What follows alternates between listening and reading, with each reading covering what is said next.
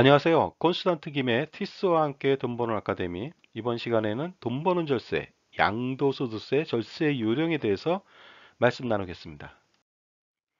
양도소득세는 무엇일까요? 재산의 소유권을 다른 사람한테 양도할 때 내는 세금이 되겠습니다. 예를 들어서 부동산을 소유하고 있다가 그것을 다른 사람한테 판다는 거죠. 그랬을 때 차익이 생기면은 거기에 대해서 내는 세금을 바로 양도소득세라고 할 수 있습니다. 양도소득세 기본적인 플로우 간단하게 제가 요약했습니다. 양도가액이 있죠. 판금액이 되겠습니다. 거기에서 취득가액을 빼줍니다. 취득가액은 산금액이 되겠습니다. 그 다음에 각종 비용들이 좀 있겠죠. 필요경비라고 해서 그걸 빼줍니다. 그리고요, 공제금액을 또 빼주고 이렇게 된다면 과세표준이 됩니다. 여기에 대해서 과세를 하는 거죠. 적용세율이 있습니다. 양도소득세 기본세율이나 중과세율이 있겠죠. 여기에 적용세율을 부과하면은 양도소득세가 산출됩니다. 자, 절세 원칙 좀 알아볼까요? 결과적으로 양도소득세는 양도차익이 발생했을 때 내는 세금이니까 당연히 양도차익을 줄인다면 절세가 되겠죠. 그렇다면 양도차익을 어떻게 하면 줄일 수 있을까요? 한번 알아보도록 하겠습니다. 크게 보면요, 이렇습니다. 양도가액을 낮추면은 당연히 양도차익이 감소되겠죠. 취득가액을 높인다. 마찬가지로 양도차익이 감소됩니다. 필요경비를 높인다. 마찬가지 되겠습니다.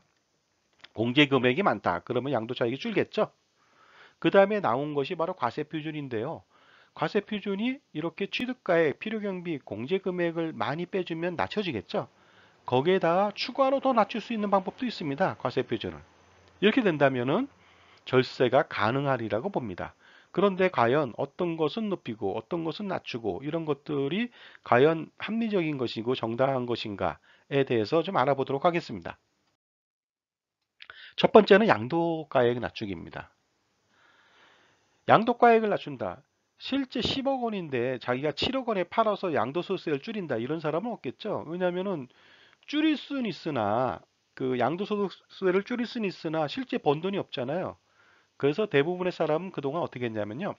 양도가액을 어떻게 낮췄느냐? 실질적으로는 안 낮추고 다운 계약이라고 해서 10억 원짜리를 10억 원 받고 팔았는데 실질적으로 계약서는 7억 원으로 썼다는 것이 되겠습니다. 이렇게 해서 양도소득세를 줄이고 마찬가지로 산 사람도요. 취득가액을 낮췄기 때문에 어떻습니까? 취득세 등 재반 비용을 줄일 수가 있었다. 그래서 양자만족이 됐어요. 그래서 다운 계약이 횡행했던 경우도 많이 있었습니다만 이것은 불법입니다. 따라서 양도인이나 양수인한테 과태료가 부과되고요. 1세대 1주택 비과세 혜택 등이 있었다면 그 세제 혜택을 박탈합니다. 그 다음에 중개했던 사람 있죠. 중개인도 자격을 취소할 수 있는 정도까지도 갈 수 있다는 것이 되겠습니다. 그리고 간혹 가다가 양도소득세를 양수인이 대납하는 조건으로 파는 경우도 있거든요. 이런 경우에도 추가로 양도소득세를 부과하게 되니까 반드시 그 다운 계약은 피해야 될 것 같습니다. 취득가액을 높이는 방법도 있겠죠. 취득가액을 높이는데 이것은 다운 계약의 반대입니다. 업 계약을 한다는 거죠. 취득가액을 왜 높일까요? 취득세까지 물면서 나중에 양도 차익을 줄이기 위해서 이렇게 하는 경우도 많이 있습니다. 이것도 마찬가지로 불법이 되겠습니다. 그렇다면 정상적으로 취득가액을 높이는 방법은 무엇일까요? 그 취득은 과거에 했단 말이죠. 그래서 취득가액을 절대로 높일 수가 없습니다. 그런데 예를 들어서 이런 건 가능하겠죠. 예전에 그 예를 들어서 주택을 뭐 3억 원에 샀다. 근데 현재 지금 시세가 6억 원이에요. 팔게 되면은 양도 차익이 많이 발생해서 양도세 부담이 너무 큽니다. 이럴 경우에 현 시세대로 예를 들어서 증여를 한다는 거죠. 6억 원에. 배우자한테 증여를 6억 원까지 할 수가 있잖아요. 6억 원까지 세금이 없습니다. 6억 원까지 증여를 하면은 배우자가 6억 원에 취득했잖아요. 취득가액이 3억 원에서 6억 원으로 갑자기 상승했습니다. 나중에 배우자가 5년 뒤, 반드시 5년 뒤에 매각을 하게 되겠죠? 5년 뒤에 매각을 했을 때 6억 원이나 7억 원이나 이 정도에 만약에 매각한다면 양도 차익이 없거나 아니면 양도 차익이 굉장히 많이 줄어들어서 그 양도세 부담을 완화시킬 수가 있습니다. 따라서 증여로 취득가액을 높일 수가 있다는 것이 되겠습니다. 그러나 공시 지가나 공시 가격이 현 시세를 반영하지 못하는 경우가 많이 있어요. 단독주택이 지금 현재 10억 원인데 그 공시 가격은 6억 원이라는 거죠. 그럼 어떻습니까? 나중에 팔 때 또한 그 양도 차익이 생기잖아요. 그래서 현 시세대로 좀 감정 평가를 해서라도 높일 수가 있겠죠. 그러면 일부 증여세를 부담하더라도 나중에 양도소득세를 완벽하게 케어할 수가 있다. 줄일 수가 있다. 는 것이 되겠습니다. 그래서 증여로 취득가액을 높이거나 아니면 감정평가를 더해서라도 그 증여를 해서 취득가액을 높이는 방법들이 있습니다. 그리고요, 예를 들어서 한번 볼까요? 취득가액이 3억 원인데 지금 시세가 6억 원이에요. 그러면 배우자한테 증여를 하는 겁니다. 6억 원에 증여했으니까 당연히 배우자는 6억 원에 취득이 됐으니까 나중에 6억 원 정도 내외에 매각을 한다면 양도차익이 발생하지 않으니까 양도세는 하나도 없겠죠. 증여뿐이 아니고요. 상속 시에도 취득가액을 높이는 경우가 있습니다. 예를 들어서 뭐 아버지가 돌아가셨는데 예전에 1억 원짜리 단독주택이에요. 지금 시세는 10억 원이라고 합니다. 그런데 그 공시 가격은 5억 원이에요. 그럴 경우에 10억 원으로 감정평가를 해서 높이는 겁니다. 왜 이렇게 취득가격을 높일까요? 나중에 양도소득세를 없애기 위해서 하는 겁니다. 10억 원까지는 높여도 괜찮은 이유가 뭐냐면요. 상속세는 배우자하고 자녀가 있으면 10억 원까지는 면세거든요. 세금이 없기 때문에 상황을 잘 봐서 취득가액을 어느 정도까지 현실화시킬지를 판단해 보면 되겠습니다.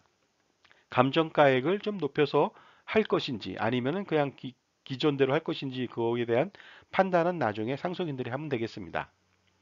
예를 들어 볼까요? 취득가액 2억 원짜리 부동산입니다. 근데 시세가 10억 원이래요. 그 10억 원으로 그냥 감정평가 받는 겁니다. 그러면 상속세도 없고 나중에 팔았을 때 어떻습니까? 해당 부동산에 대한 양도소득세는 없을 거로 판단됩니다. 필요경비를 높이는 방법 좀 알아보겠습니다. 당연히 최초에 그 부동산을 취득했다. 그럼 취득세 등을 내야 될 겁니다. 취득세 및 농어촌 특별세, 지방소득세 등이 있거든요. 이런 것들은 당연히 빼줍니다. 필요경비로. 법무사 대리 비용 있죠? 이것도 빼줍니다. 취득 시 중개수수료 같은 거 있을 겁니다. 이것도 빼줍니다. 국민주택 채권 할인 금액들이 있습니다. 이것들도 빼준다 이거죠. 이런 것들은 뭐 당연히 근거가 다 있겠죠. 이걸 잘 증빙하면 되겠습니다. 그리고요. 그 해당 부동산의 내용 연수를 연장하거나 가치를 증가시키기 위해서 투여된 돈들이 있어요. 이런 것들을 자본적 지출이라고 하는데요. 예를 들어서 발코니 확장 비용, 방범참 개설 비용, 알루미늄 세시 비용, 난방 시설 교체 비용, 엘리베이터 설치 비용, 냉난방 설치 비용, 아니면 뭐 그 현관과 거실 사이에 중문을 설치한다든가, 빌딩 등의 피난 시설물들을 설치한다든가 이런 것들은요 자본적 지출로 필요경비로 빼준다는 것이 되겠습니다. 그런데요 부동산의 본래 기능을 유지하고자 편익을 계속적으로 받고자 지출한 비용 이것을 수익적 지출이라고 하는데요. 이런 지출은 빼주지 않습니다. 예를 들어 볼까요? 벽지나 장판을 교체한다든가 싱크대 주방기구 교체, 난방시설을 교체하는 것이 아니라 수리하는 것, 외벽을 도색한다든가 문이나 조명을 교체한다. 옥상에 방수공사를 한다든가 하수도관을 교체한다든가 타일이나 변기 공사를 한다든가 이런 것들은 수익적 지출이기 때문에 필요경비로 빼주지 않으니까 유의하시기 바랍니다.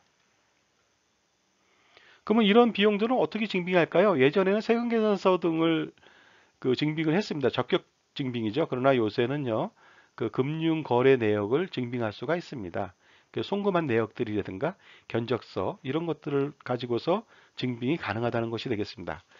그리고 간혹 가다가요, 대출이자 20 샀을 때 대출이자 냈어요 하고 대출이자를 필요경비로 인정받고자 하는 경우가 있는데 이것은 불인정합니다. 대출이자나 근저당 설정 비용 등 이거 불인정합니다. 기납부 세금 있잖아요. 재산세나 종부세 이런 것들도 필요경비로 인정하지 않으니까 유의하시기 바랍니다. 공제금액을 높인다. 이번에는 이거 공제금액이 무엇일까요? 장기보유 특별공제가 대표적인 것이 되겠습니다. 오랫동안 보유하거나 아니면은 거주를 하면 되겠습니다. 1세대 1주택 비과세 같은 경우 매년 8%씩 그 공제를 해줘갖고 10년 이상 그 보유하면 80%까지 공제를 해주니까 굉장히 큰 혜택이죠. 그러니까 당연히 10년 이상 보유해야 되겠죠. 2020년도 이후에는 2년 이상은 반드시 거주해야만 10년 이상 됐을 때 80%까지 공제해 준다는 거 유의하시고요. 2021년도부터는 보유와 거주를 좀 나눴습니다. 4%씩. 그래서 반드시 거주를 해야 된다. 그래야 8%씩 10년 이상이면 80%까지 공제해 주니까 유의하시기 바랍니다. 일반 부동산 있죠. 토지나 건물 등 15년 이상 보유하면 30% 공제해 줍니다. 3년 이상일 때 6%고요. 매년 2%씩 공제해 준다고 보시면 되겠습니다. 과세 표준을 낮추기. 이건 또 어떻게 할까요? 그 양도가액에서 각종 비용들을 다 빼주면 당연히 과세 표준이 낮춰졌죠. 이것보다 더 낮추자는 거죠. 어떻게 하냐면요. 바로 양도인이 여러 명이 되면 됩니다. 그러기 위해서는 최초에 공동으로 취득하면 되겠죠. 공동으로 취득하지 못했다. 이랬을 때는 혼자 취득했다. 이랬을 때는 어떡합니까? 증여를 하면 되겠습니다. 여러 명한테 증여를 하면 되겠죠. 그러면 취득가액도 올라가고 양도인이 여러 명이니까 과세표준도 낮추겠죠. 예를 들어서 혼자 갖고 있을 때 과세표준이 1억 원이에요. 세금 많이 내잖아요. 근데 1억 원인데 공동소유예요. 두 명이다. 그럼 5천만 원이 되겠죠. 굉장히 낮춰지겠죠.